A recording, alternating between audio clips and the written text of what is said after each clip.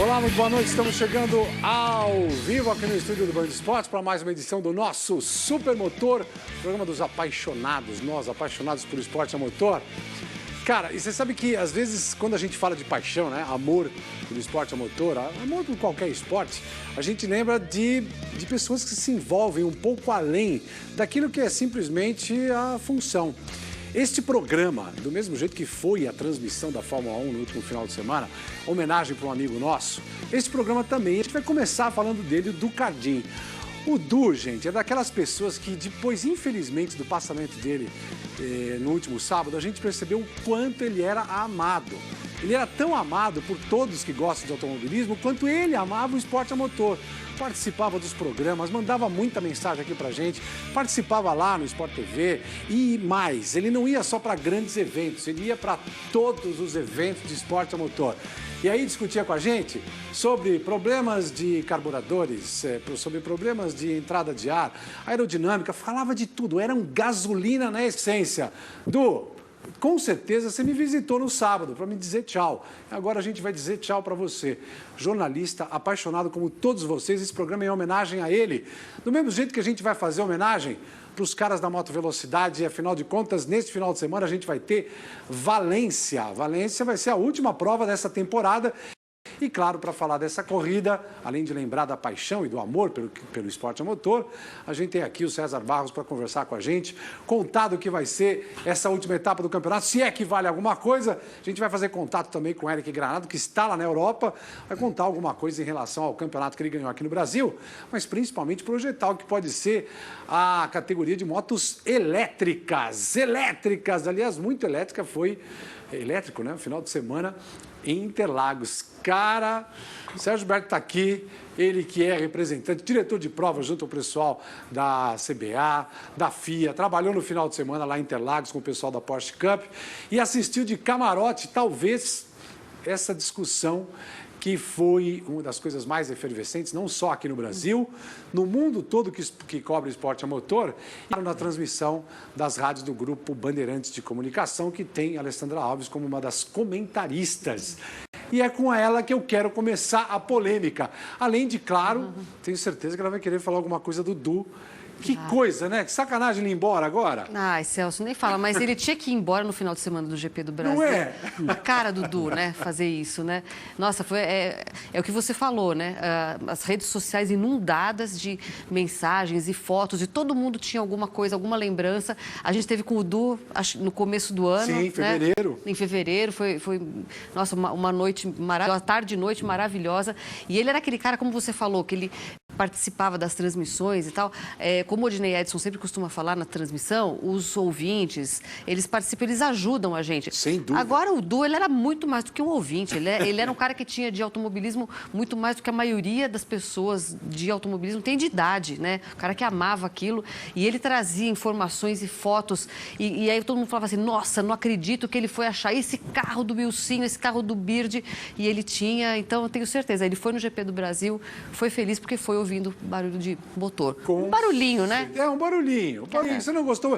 Agora, você gostou do final de semana, a pancadaria? Foi sensacional, a corrida foi maravilhosa. Eu tenho um bordão, né, nas transmissões da Fórmula 1, eu sempre falo que pista velha que faz corrida boa. Concordo com você. Muito mais do que chuva, todo mundo fala, a corrida tem, quando chove fica legal.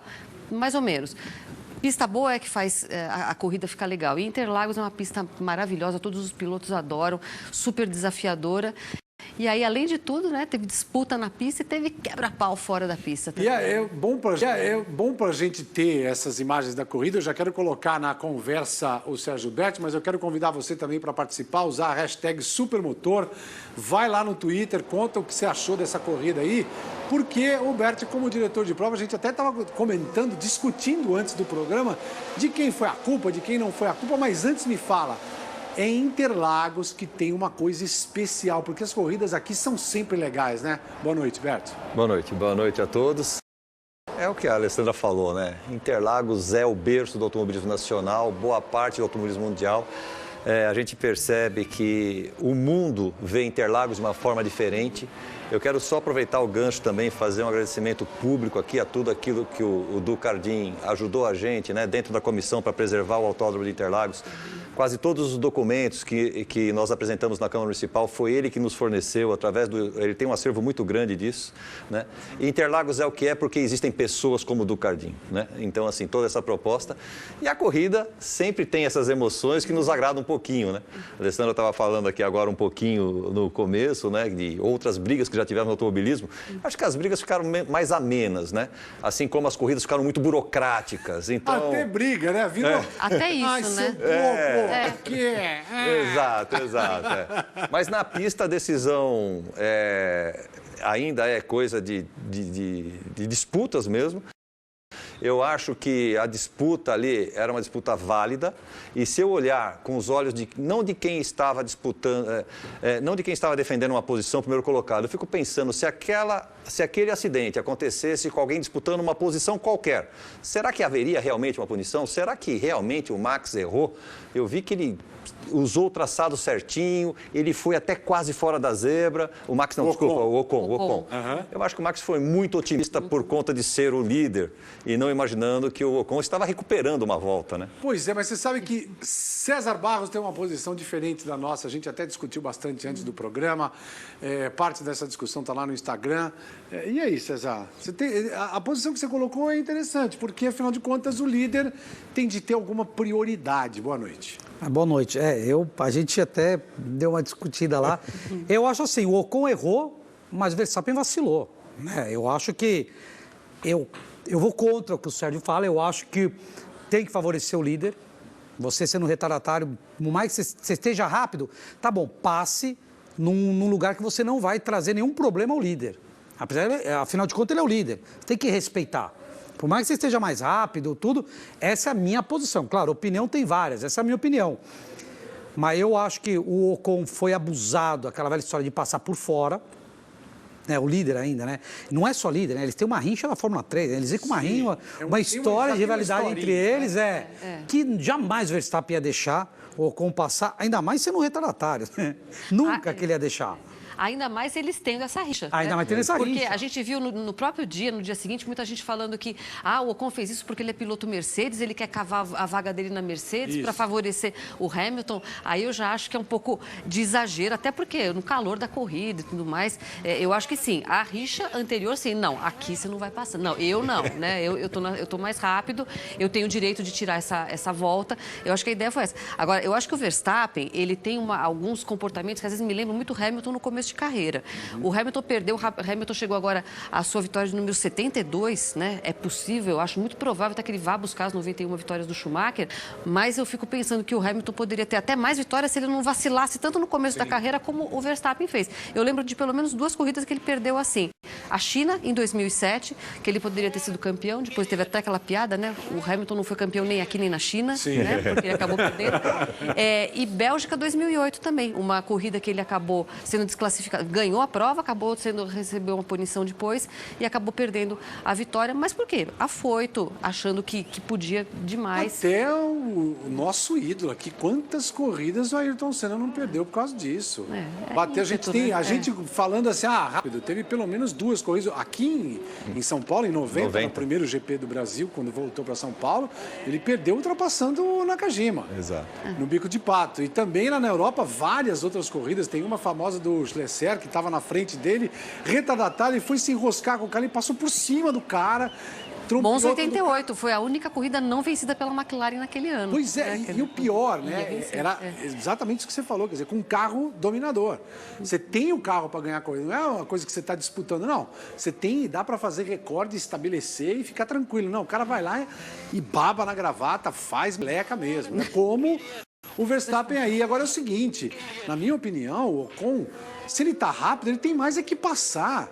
Não tem nada que esperar. O César falou, ok, tem essa coisa de respeitar o líder. E até o Berto estava até contando que isso tem a ver com um histórico de reclamações dos próprios pilotos. Mas, na minha opinião, se o cara tá rápido, ele vai passar. Ah, mas eu sou o líder. Cara, se vira, eu também estou fazendo uma corrida. Estou defendendo meus patrocinadores, minha equipe, o trabalho de todo mundo. Se eu estou com o pneu ok e posso passar, eu vou mais passar mesmo. Celso, eu acho que tem uma questão de leitura da corrida mesmo que o Verstappen não estava fazendo. A Red Bull não tinha andado bem nos treinos livres, mas na classificação já andou bem, né? E estava voando nessa corrida. Em compensação, a Force India foi uma meleca o final de semana inteiro. Então, quer dizer, ele não precisava passar no S do C, ele sabia, ele tinha uma reta oposta inteira ali com DRS para abrir depois. Quer dizer, faz uma leitura do final de semana, vê o que está acontecendo e dá para chegar. Ou né? seja, não seja burro. Basicamente. Basicamente. Traduzindo. Burro. Você tem um monte de coisa, você está liderando. Afoito. Aliás, esse diálogo, né? Rolou nas redes sociais, inclusive, publicaram, a própria Fórmula 1 publicou o diálogo, né? O que aconteceu? O Hamilton pergunta para o Verstappen, fui passar lá, o Ocon foi me passar, me tocou, não sei o quê. Aí o próprio Hamilton fala para ele, pois é, ele não tinha nada a perder, né? Você tinha. Exatamente. Acabou a questão. Bert, você não puniria nenhum dos dois, puniria os dois, o que você faria? Porque o Ocon acabou saindo com 10 segundos aí. Exato. Na verdade, é o que a gente estava mais ou menos falando antes de começar o programa, né? As regras hoje são claras e são assim. As regras estão cada vez mais burocráticas e fazendo com que as corridas percam um pouco de emoção por conta disso. Muitas reclamações que chegam à torre dos comissários e aí para o ano seguinte você vai valorizando os regulamentos. E ali houve, eu realmente não vi, mas pela narração houve uma bandeira azul e o piloto é obrigado a respeitar a bandeira azul. No passado, a bandeira azul ela era informativa e agora ela passa a ser uma regra, uma obrigação. Então, você assim, tem que cumprir. você tem que cumprir. Não é simplesmente uma. Não estão te Não é uma passando uma indicação do que está rolando na exato, pista. No nosso código aqui no Brasil, na verdade, quando a bandeira azul é apresentada parada, ela é informativa. Olha, alguém mais rápido está se aproximando, não atrapalhe ele. Né? Mas se ela for apresentada agitada, está dizendo assim, deixe passar. Então, respeitando o líder, uma posição do campeonato, eu entendo na hora que o Cezinha fala, ele é piloto profissional, então assim, você luta para chegar a uma liderança e de repente você perde com alguém que 2 voltas atrás, tirando volta, tudo bem.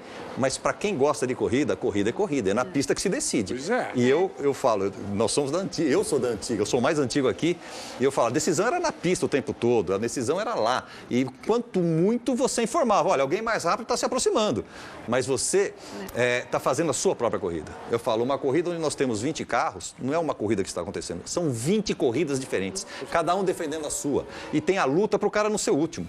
Eu tenho um amigo que fala assim, numa prova só existem 2 contentes, o primeiro e o penúltimo.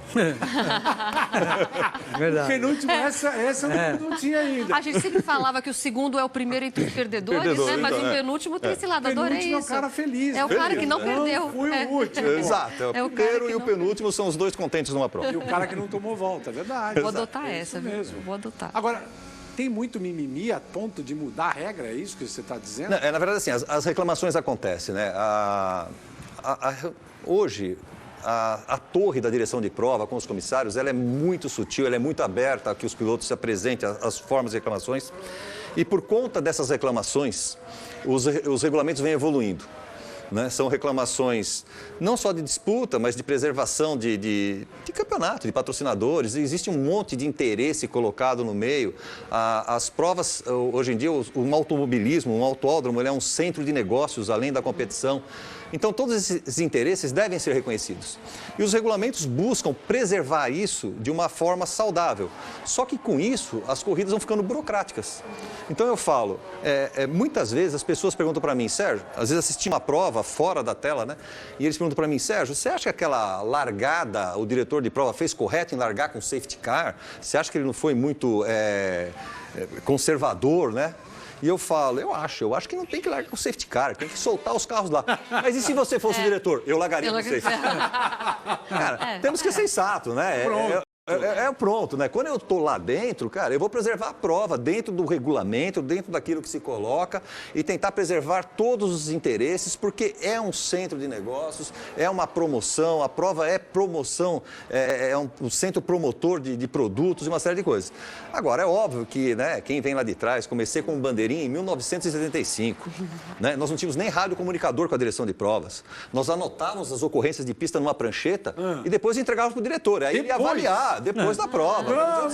Então, assim, imagina o que eu já vi acontecer na pista, né?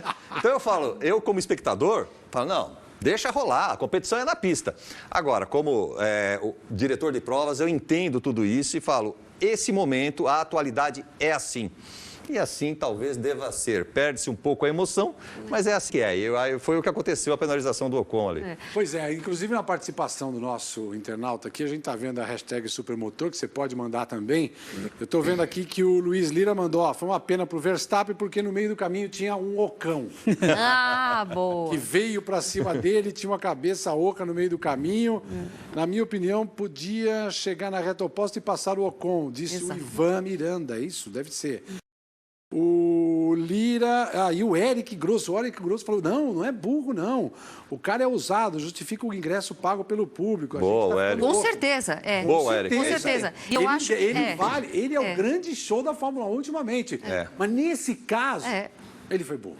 Mas não só eu acho que ele foi burro, Celso, como ele também, à medida que ele vai e parte para a porrada física, ele desviou a atenção da corrida extraordinária que ele fez, sabe? Ele ultrapassou o Hamilton na chegada da reta dos boxes.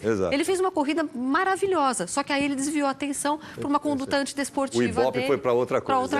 Essa coisa desse empurra, inclusive você até falava aqui, né? Pô, nem parece briga, né? Se é pra sair, já dá. Faz que nem o Nelson, né? Já dá logo e acabou. Pagou a multa. Olha isso. Por causa do empurra-purra, dá uma porra pra fazer negócio. Não, o legal é a atitude dos outros, né? Ninguém aparta. Não, o Bottas, olha o Bottas. O Bottas mais finlandês impossível. Tem mais é que rolar pancada mesmo. Bate mesmo. Não, e o que eu acho hoje... Depois que o cara vai embora, que aparece a turma do deixa... Mas o que eu falei hoje é que nem jogador de futebol. Tem câmera em tudo que é canto. O cara, ele é estúpido ir lá e fazer o empurra-porra. Claro, vai dentro do box, às vezes dentro do box não tem ninguém vendo. Bate, briga dentro do box. Mas ali, hoje tem câmera em tudo que é canto. Eu acho que nem dentro do box. Entendeu? Eu acho que só no banheiro. Deixa pro banheiro. Olha lá. Entendeu? Então eu acho que o vacilo do Verstappen foi isso. Exatamente tirar satisfação. Pega no aeroporto, na hora de embarcar, dá um empurrão lá no aeroporto. Ninguém vê, entendeu? Ou então vai na sala dos comissários e reclama, né? O caminho é esse, vai no oficialmente. Vai no mimimi oficial, né? Você sabe, inclusive, que o nosso editor-chefe aqui, o Márcio Pereira, quando ele viu o primeiro empurrão, ele falou assim, nossa, se o cara me empurrasse assim, eu quebrava a cara dele com um murro. Eu não ficava esperando, não, pular para trás. Hein, Marcião? O Marcião tá bravo. Tô bravo. Se fosse em mim... Aliás, esse tipo de espetáculo... Tem gente que fala, mas isso é ruim, tá? Não sei não, a própria Fórmula 1 divulgou essas imagens e continua divulgando. A Fórmula 1, nessa nova gestão da Liberty, é uma empresa de mídia, a gente não pode esquecer. Então, o que eles querem é mídia. A gente já viu várias vezes acontecer aquele menininho chorando, o torcedor do Raikkonen, que foram lá, cataram o menino, leva lá, dá boné pra ele e tal. Virou o quê? O tal de storytelling, né? O grande storytelling do GP do Brasil é a porrada do Max Verstappen no Ocon. E foi uma corridaça. Foi uma corridaça. Corrida boa. O Pri, o Zoom, é essa fórmula? A Pri? A Pri. Ela está dizendo que, nesse caso, o Ocon descontou a raiva por não ter equipe para correr como titular no ano que vem, que é uma judiação, né? Sim, mas o Toto Wolff... um cara como ele não tem lugar na Fórmula 1. O Toto Wolff, chefe da Mercedes, disse que ele em 2020 vai ter um bom carro. Então já tem muita especulação de que talvez ele vá para o lugar do Bottas. O Bottas tem um ano só mais de contrato aí com a Mercedes. Ele é um piloto da Mercedes. Eu acho que talvez seja mais negócio para ele ficar como reserva da Mercedes do que pagar penitência lá na Williams, né? Porque a gente não sabe exatamente, já está ruim esse ano, nada garante que não vai estar bom, que não vai estar ruim também o ano que vem, de repente pode ser uma alternativa. A Prisum é de uma turma aí de várias mulheres ouvintes da gente da rádio, que participam também das transmissões. Eu quero mandar um beijo para a Bia Rosenburg, não estou com adesivo. A turma fez um adesivo, a Juliane Serrazoli, nossa repórter, fez um vídeo falando dos perrengues que ela já passou em autódromo no Brasil, de gente que fica mexendo, gente que fica falando besteira, e meninas que não conseguem sair para ir no banheiro juntas porque são assediadas, tudo mais. Bia Rosenburg, Juliana Gonçalves fizeram adesivos, Respect, I am a woman and I like Formula One. Eu até usei no dia na sexta-feira, mas acabei não esquecendo de trazer para cá, mas quero deixar registrado uma campanha muito legal. E se você vai no autódromo para ficar assediando menina, você é mais oco do que o Ocon, tá? Olha, Cezinha, tem muita mulher no motociclismo e não rola isso, né? Pelo menos eu não percebo. O que você diz? Porque as meninas estão correndo mais nas motos do que nos carros. Pelo menos aqui no Brasil. A percepção que eu tenho. Não, tem bastante mulher hoje entrando no esporte, tem até a Ana Carrasco, campeã mundial. Entrevistamos ela. Então, as mulheres estão entrando no motociclismo. Mas eu acho que em 92, 93, eu estive na arquibancada na CG. Não, e é impressionante, coitado. Uma mulher que levante realmente os caras... Entendeu? A maioria respeita, mas sempre tem aqueles que começam a falar e já tomou também algumas, e já está meio alto, e aí fala. E também tem aquele outro lado. Tem aquelas que vão numa arquibancada onde já tem homem com shortinho. E daí? Eu sei, mas eu concordo com você. Agora vai pegar. Mas agora eu comprei a briga. Agora vai ter Mas eu acho que não tem que mexer, mas ela... Aquele cara que tá no 99 graus, para chegar no 100 é um só, Lito. Isso daí é a mesma coisa que o Verstappen faz. É a mesma coisa que falar, o Verstappen devia saber também. Então é a mesma coisa. Então ela também devia saber, sabe? Eu acho que são coisas, sabe? Independe, ela pode estar com a roupa que ela for, não dá o direito para ninguém ficar falando besteira. Eu acho que eu não falo. Eu, sinceramente... eu te conheço, César. Esse critério, eu acho que as pessoas têm que ter quando sai de casa pelo ambiente onde você vai. Exatamente. Eu acho que, lógico que você está indo para um ambiente, você sabe o que você vai vestir. Mas todas as pessoas que estão no ambiente tem que ter, aquilo que eu falo. Dress code. O tamanho do seu cérebro, né? Ele tem um tamanho onde a parte mais evoluída, infelizmente, não é a maior. Né? E ela, sob influência de álcool, ela fica menor ainda. Só que a gente tem que lembrar que a gente tem essa parte evoluída. E tem que ser. Você tem que agir de acordo com o fato de você ser um ser humano, né, evoluído. Você vai para o lugar, para ficar fazendo esse tipo de coisa? Não é. A mulher tem todo o direito de usar, de andar do jeito que ela quer. Sabendo de antemão que se ela vai para um lugar, existe um dress code, é melhor. Ela pode ir do jeito que ela quiser? Sim. Mas como tem muito animal espalhado por aí, é melhor se prevenir. Exatamente, a falta de respeito. É isso que eu quis dizer. Eu acho que tem muito animal que no final o animal vai extrapolar. Infelizmente. E com álcool na cabeça fica pior. Eu concordo com a Alessandra, que ganhou uma fã, minha filha Mariana. Tenho certeza que ela está te aplaudindo agora. Que legal. E tem a mesma proposta que você. Da mesma forma que eu falo que o automobilismo evoluiu aqui dentro das pistas, né? Burocratizou, falta essa evolução do lado de fora, nas arquibancadas, um pouco mais de cuidado, né? Os promotores têm que ter esse cuidado também ali do lado de fora, para que as pessoas se sintam à vontade, independente de como estiverem vestidos. Mas aí mas aí eu acho que falta, o que você falou, a organização por gentes ali, para não acontecer. Lógico. Mas porque tem um idiota sempre no meio, Celso. Mas sempre vai ter um idiota e tem o comportamento de manada, que é aquela coisa, a maioria das pessoas é legal. Exatamente, é isso que eu quero dizer. Sempre tem um idiota no meio. Sempre tem uma laranja podre no Só que o problema é ele. O problema é ele. O problema é ele. Eu tô falando. O problema não é a menina. Não é a menina, exatamente. Exatamente. Olhar não tira pedaços, tá todo mundo olhando. Todo mundo olha. É só não atrapalhar a vida dela. Até pra quem tem respeito, é até bonito. Não é? O cara olha com respeito. Então, quer dizer, na próxima corrida você também vai de shorts curtinhos. Vou. Bom, a gente vai fazer um intervalo rápido, porque afinal de contas, além de falar de Fórmula 1, a gente está falando de comportamentos em geral, né? Como é que você vai numa prova de Fórmula 1 no seu automobilismo regional? Aliás, Tarumã, no final de semana, tem a prova do Endurance, está finalizando o campeonato. Como é que você vai para lá? Vai também acompanhar aqui, a gente vai bater papo com o Eric Granado e vamos falar até com o pessoal do Six Days. O pessoal do Enduro está lá no Chile para falar a respeito da participação do time brasileiro. O intervalo é rápido, a gente volta já.